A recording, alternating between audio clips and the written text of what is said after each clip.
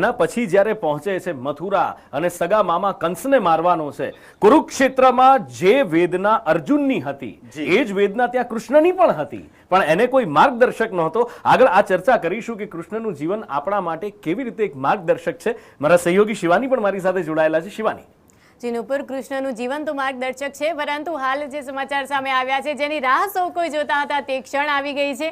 મોસાળ પહોંચવાનું હતું, સરસપુર પહોંચવાનું હતું અને હવે રથ પહોંચી ગયા છે. મારા સહયોગી દિવ્યા જોડાયા છે. દિવ્યા, કેટલી ખુશી, કેવો માહોલ છે ત્યાં, કારણ કે ભગવાનના રથ પહોંચી ગયા?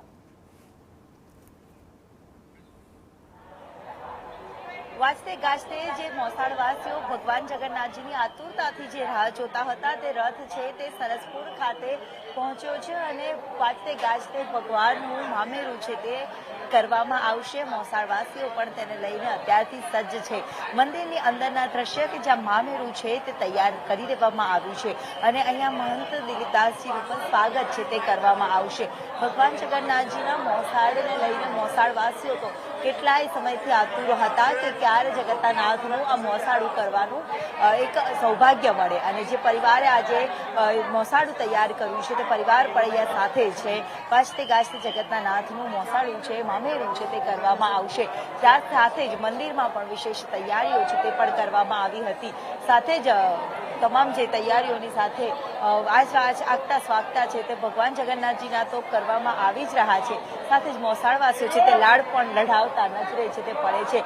જ્યારે મંદિરના ટ્રસ્ટી ઉમંગભાઈ આપણી સાથે છે, એમની સાથે પણ વાત કરીશું કે આ વખતનું જે મોસાળું છે, મામેરું છે તે કેવા અલગ જ અંદાજમાં છે. આ વખતનું મોસાળું મામેરું મોસાળવાસીઓ માટે કંઈક અલગ જ નવું કર્યું છે. કેવી ખુશી છે?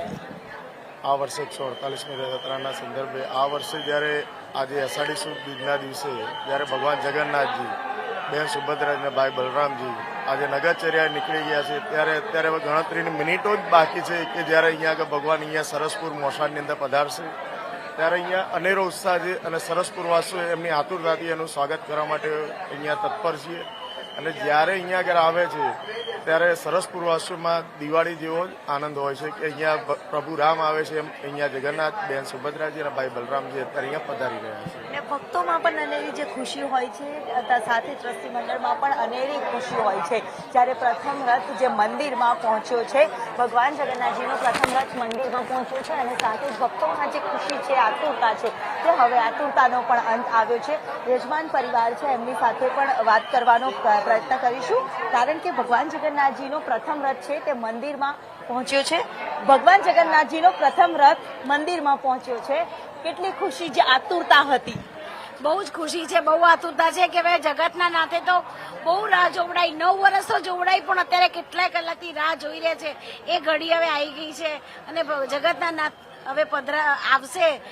એટલી બધી ખુશી છે ને કે ખુશી સમાતી નથી અમારી. એ ઘડીઓ, એ સમય, એ આખો ક્યારે જગતના નાથનું અમે મામેરું કરીશું એ ઘડી હતી અને આજની ઘડી આવી ગઈ છે. હવે બસ મિનિટો બાકી છે. ત્યારે કેટલી આમ મનથી ખુશી હોય છે કે આ તો ભગવાનનું મામેરું છે, તેના તુજકો અર્પણ, કે તે જ આપ્યું છે અને તને જ અર્પણ કરીએ છીએ. ત્યારે લોકો તો આ ઘડીનો આખો જન્મારો રાહ જોવે છે.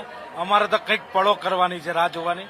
અમે સવારથી એટલા આતુર છીએ કે જ્યારે આવે અને ભગવાનની પહેલી દ્રષ્ટિ અમારી ઉપર પડે અને અમે જે ભેટ સ્વરૂપે મામેરું કર્યું છે એનો એ સ્વીકાર કરે. ભગવાનને જ્યારે અમારે અર્પણ કરવાનું છે, બસ આંખમાં આંસુ સિવાયનું કોઈ વસ્તુ નથી. ખુશીના એટલા બધા આંસુ છે કે જાણે ભગવાનને બસ આ એક પળ બાકી છે.